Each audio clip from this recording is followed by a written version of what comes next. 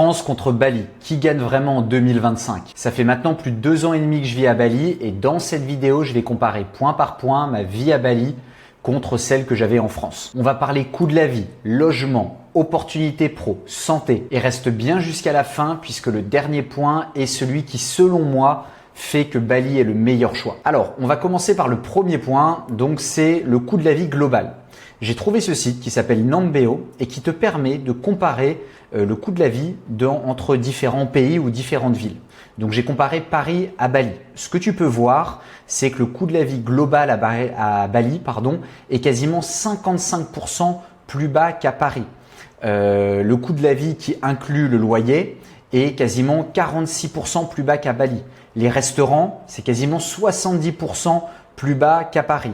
Et enfin, les courses. Alors les courses, ça dépend si tu achètes des produits importés ou des produits locaux, mais en moyenne, c'est environ 40% plus bas qu'à Paris. Je t'ai aussi sorti plusieurs posts qui vont te permettre de comparer notamment le coût de la vie entre Paris et Bali. Si par exemple, je prends les restaurants, donc un restaurant pour 2 personnes, dans un restaurant, on va dire classique, bon, pas non plus gastro, mais normal, pour 3 plats, donc entrée, plat, dessert. À Paris, en moyenne, c'est 60 €. À Bali, c'est un peu plus de 20 €. Pour ton loyer, donc un appartement, une chambre dans le centre, en moyenne à Paris, c'est quasiment 1400 €. À Bali, c'est un peu plus de 800 €. Pour un appartement 3 chambres. Alors, à Bali, là, ils ont mis appartement 3 chambres. Il y a très peu d'appartements 3 chambres. Quand ils mettent 3 chambres, c'est plutôt des villas. Donc, villas avec piscine et du staff. Il faut le prendre en compte. À Paris, c'est environ quasiment 2900 €. À Bali, tu en as pour un peu moins de 2500 €. Et enfin, le prix du mètre carré. À Paris, en moyenne, c'est environ 11 500 €. À Bali, tu es plus dans les alentours entre 1300 et 1500 €. Ce qu'il faut savoir, c'est ce que j'explique dans une des vidéos que j'ai déjà réalisées sur mes dépenses mensuelles où j'ai été le plus précis possible sur ce que je dépensais. Bali, tu ne vas pas dépenser moins d'argent en tant qu'expatrié. Moi, mon budget mensuel, c'est 2 à 3 000 € par mois. Par contre, ce qui est important, c'est que tu vas avoir une qualité de vie qui va être 10 fois supérieure à une vie en France. Je te donne un exemple. Pour un budget de 2 à 3 000 € par mois, tu vas avoir une villa avec piscine privée, avec du staff pour t'occuper du ménage, de ton linge, de ton jardin, de ta piscine. Donc, c'est ça surtout qui est très important à retenir. Et enfin, le dernier point que parfois beaucoup de personnes oublient, mais qui est important, c'est je ne parle même pas des charges et des impôts. En France, tu es entrepreneur, je ne vais pas te l'apprendre, même en tant que salarié, tu te fais exploser par les impôts. Un entrepreneur, tu payes, ça dépend de la structure de ton entreprise, mais 40 à 70% d'impôts. À Bali, avec la bonne structure, tu peux payer jusqu'à 0,5% d'impôts. C'est d'ailleurs une des briques de mon accompagnement. Je t'aide à optimiser ta fiscalité quand tu t'installes à Bali. Donc, si tu es intéressé, tu peux prendre un rendez-vous. Tu as le lien dans la description. Ensuite, on bascule sur les logements. La différence, c'est qu'à Bali, tu as de l'espace et de la flexibilité. En France, beaucoup de contraintes. Pour 1200 € en France, tu as quasiment, on va dire, un 2 pièces. Si je prends toujours la référence de Paris, même parfois Paris, un 2 pièces, c'est plus dans les 1500 €. Donc, tu vas avoir des petits espaces, tu as beaucoup de paperasse et on te demande énormément de choses, notamment des garants. Ce que je peux comprendre pour les propriétaires, puisque malheureusement, en France aujourd'hui, les locataires sont plus protégés que les propriétaires. Donc, les propriétaires ont peur et demandent de plus en plus d'éléments dans ton dossier pour pouvoir louer l'appartement. Mais c'est quand même quelque chose qui est relou au bout d'un moment. Moi, je me rappelle, quand j'habitais à Paris, j'avais un bon salaire, je devais à 30 ans demander à mes parents d'être garants. C'est quelque chose, c'est pas normal. À Bali, tu vas avoir des villas spacieuses. Pour 1200 €, tu as une villa 2 chambres avec piscine et du staff, donc tous les services qui sont inclus, le ménage, le linge, la piscine. Tu as énormément de flexibilité, donc tu peux louer 1 mois, 6 mois, 1 an, 3 ans, voire plus. La différence, c'est plus tu loues sur le long terme, plus le prix va être bas. Et là, le dernier avantage aussi, c'est qu'à Bali, tu vas même pouvoir négocier ton loyer. C'est-à-dire que quand tu vois un prix sur une annonce, tu peux le négocier. Et ça aussi, c'est vraiment top. Donc, c'est-à-dire que les prix aussi sont beaucoup plus bas. Et enfin, la dernière chose, c'est qu'à Bali, il n'y a pas de dossier. Le premier qui arrive et qui pose le cash à la villa. Tu peux être backpacker ou tu peux avoir une entreprise qui fait des millions. Ils en ont rien à faire. Et ça aussi, c'est un gros avantage. Pas de garant, pas de paperasse dans tous les sens. Ensuite, le deuxième point, c'est la qualité de vie et le rythme. En France, tu as ce rythme de métro, boulot, dodo, contrairement à Bali où tu vas avoir ce soleil, cette liberté. Et c'est ça aussi, c'est ça pour moi les grosses différences, c'est qu'en France, tu as beaucoup de stress. Si tu habites dans une grande ville, tu prends le métro le matin qui va être blindé pour aller au boulot pendant les heures de pointe. Tu as aussi de plus en plus de bouchons, notamment si tu travailles dans une grande ville. Aujourd'hui, les voitures sont de moins en moins acceptées dans ces villes, donc c'est-à-dire que tu passes des heures dans ta voiture alors que parfois tu habites à quelques kilomètres de ton lieu de travail. Tout dépend où est-ce que tu habites en France, mais il y a quand même une grosse partie du pays où les hivers sont longs et la météo est grise. Ça joue aussi sur ton moral. Quand tu te réveilles le matin, qu'il fait gris et qu'il pleut depuis 3 semaines, t'es pas dans le même mood qu'à Bali avec un grand soleil. Et enfin, tu as cette routine qui est figée, étant donné que ton entourage, il y a une grande partie de personnes en France qui sont dans cette routine de métro, boulot, dodo, ça t'oblige malheureusement de l'intégrer. À Bali, c'est complètement différent. Tu as du soleil 365 jours par an, même pendant la saison des pluies. Il faut que tu saches qu'il va pleuvoir 2 à 3 heures par jour. Il ne pleut pas toute la journée. Tu as tout ce côté sport, plage, rythme chill. Alors, quand je parle de rythme chill, c'est juste que tu vas avoir un rythme plus doux. De mon côté, je travaille plus à Bali qu'en France, mais par contre, je suis plus libre. Je choisis mes horaires et puis c'est surtout, je me réveille tous les jours avec le soleil et ça joue totalement sur ton moral. Et enfin, tu peux travailler dans des cafés avec vue sur la plage ou dans des coworking comme ici avec une vue sur les rizières.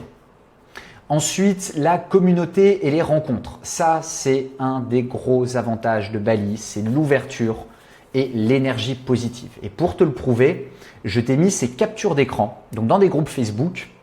Donc par exemple là, tu peux voir Justine qui vient d'arriver à Gili et qui aimerait bien rencontrer du monde. Un commentaire. Camille qui est sur Uluwatu jusqu'à dimanche en solo. Si quelqu'un veut sortir, je suis chaud. 4 commentaires.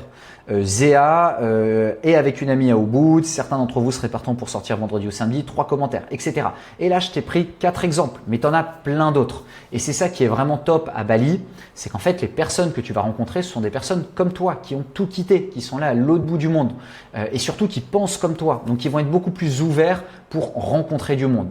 Et la différence avec la France, c'est qu'à la France, tu as un cercle proche, mais qui est quand même difficile à élargir. Tu as un réseau souvent figé après les études. Alors c'est top, tu as tes amis avec lesquels tu as passé des super années, mais le cercle va très rarement s'élargir. Et puis tu as une mentalité beaucoup plus fermée, tu as plus de jugement. Je me rappelle encore à l'époque, quand je fréquentais une personne, elle m'a intégré dans son groupe d'amis. Personne n'en avait rien à faire de moi. Ces personnes étaient amies depuis 15 ans. Voilà, elles étaient entre elles et puis moi j'étais un peu dans mon coin. Et bien ça, tu vois, typiquement à Bali, ça n'a rien à voir. Tu vas avoir cette communauté internationale, tu vas avoir des entrepreneurs, des digital nomades.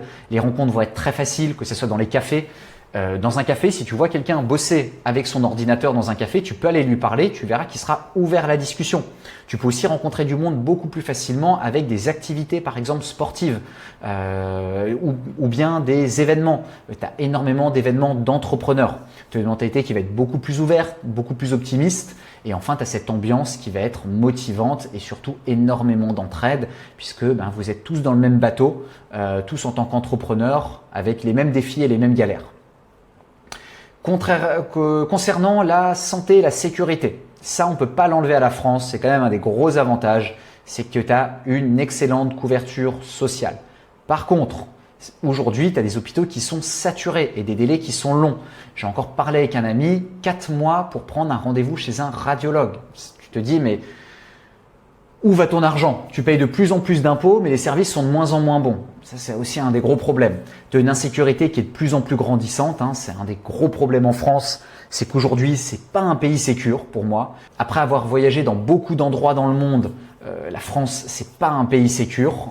Malheureusement, c'est triste de le dire, mais aujourd'hui, dans le contexte dans lequel on est, c'est pas du tout le cas. Et puis surtout, tu as un climat social qui est tendu. Tu sens qu'à la moindre brindille, tu as le baril de poudre qui peut exploser.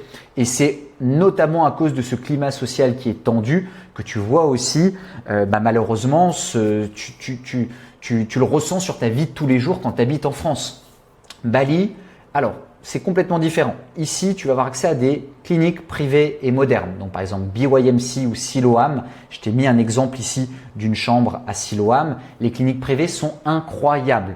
Les membres de mon accompagnement me demandent régulièrement la qualité des hôpitaux. Il faut que tu saches que depuis que j'habite à Bali, je ne vais plus me faire soigner en France. À Bali, tu as plein de personnel. Tu peux avoir un rendez-vous avec un spécialiste en moins de 24 heures et ils sont extrêmement compétents.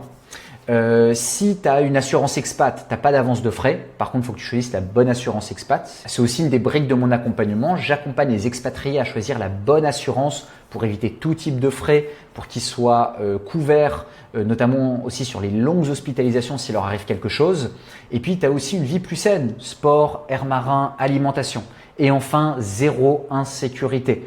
Quand je vois encore des personnes, des Français qui arrivent à faire des reels sur Bali, comme quoi c'est une île qui n'est pas sécure, j'ai l'impression que c'est une blague. À Bali, tu peux sortir le soir, tu peux marcher, tu peux t'habiller comme tu veux, tu n'auras jamais de problème. Et enfin, le dernier point, les opportunités pro. Bali, c'est un hub d'entrepreneurs et de créativité. Encore plus si tu vas dans des endroits comme Canggu. Et c'est ça la différence avec la France. En France, tu as une carrière qui est stable mais qui est rigide. C'est bien, tu as cette sécurité, le CDI, mais tu as quand même une hiérarchie qui est lourde. C'est compliqué d'évoluer aussi au niveau salarial. Tu as une fiscalité qui est extrêmement élevée, que ce soit dans le salariat ou en tant qu'entrepreneur. Je ne vais pas revenir dessus, j'en ai assez parlé dans différentes vidéos. Et enfin, tu as peu de flexibilité pour entreprendre. Et c'est un des soucis de la France, c'est que on est un berceau avec des entrepreneurs de qualité incroyable, mais malheureusement, on nous met des bâtons dans les roues pour entreprendre. Et quand tu vois aujourd'hui, quand tu montes une entreprise, tu payes 40 à 70% de taxes, c'est pas possible. Et c'est ça aussi la différence à Bali, c'est que déjà si tu montes ton entreprise à Bali, tu vas avoir une fiscalité qui va être beaucoup plus légère. Ici, c'est ce que je disais tout à l'heure, avec le bon montage, tu peux payer 0,5% de ton chiffre d'affaires. Donc ça te permet de réinvestir beaucoup plus d'argent ou tout simplement de plus profiter. C'est un spot mondial d'entrepreneurs. Tu vas avoir des coworking ultra modernes, donc avoir accès à des cafés, des restaurants dans le coworking qui sont ultra modernes, une piscine aussi si tu as envie de faire un break entre midi et 2. Tu as un networking qui est constant, beaucoup de collaborations, beaucoup de clients, beaucoup d'associations possibles. En 2 ans et demi, j'ai monté 2 sociétés à Bali avec des personnes que j'avais rencontrées à des événements entrepreneurs. Et enfin, tu vas avoir un environnement qui va stimuler ta créativité. Donc pour résumer, la France garde quand même quelques atouts, faut pas non plus tout diaboliser, ça reste un très bon pays la France, mais Bali l'emporte haut la main. À Bali, tu as un coût de la vie plus bas, tu as un logement largement supérieur, tu as une qualité de vie incomparable, tu as une communauté internationale d'entrepreneurs et des opportunités professionnelles uniques. En 2025, si tes objectifs c'est de mieux vivre, d'avoir plus de confort, d'améliorer ta qualité de vie et que tu vas être plus épanoui, la réponse est claire, c'est à Bali que tu vis le mieux. D'ailleurs, si tu souhaites t'expatrier à Bali, il y a un lien dans la description pour pouvoir prendre rendez-vous. C'est Maël en direct de Bali.